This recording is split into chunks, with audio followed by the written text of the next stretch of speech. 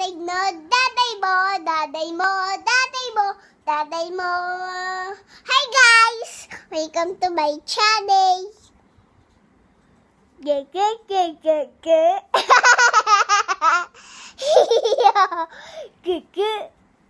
Hoy, mami. Dada sumiyaw, yan, daday. Dudat, tuday.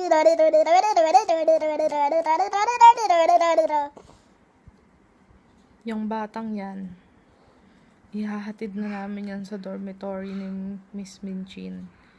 Kasi hindi naman yan natutulog. Tignan nyo, ang lalim ng eyebag, ang itim pa. Pagkatapos ni Daddy sa work niya, kay Kapitan, ihahatid na yan sa dormitoryo.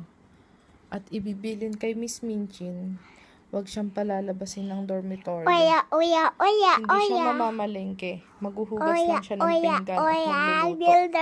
At maglilinis. Hindi yan pwedeng lumabas ng dormitoryo.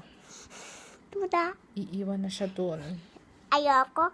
Hindi na siya matitira dito sa bahay namin. Doon na siya sa dormitoryo. Diyan lang yun sa kabila ng Alquer.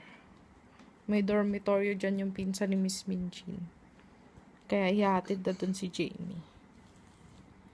Okay po. Pag nag-vlog ako bukas, hindi nyo na makikita si Ami kasi wala na siya dito. Nandun na siya sa dormitoryo ni Miss Minchin. Okay po. Bye.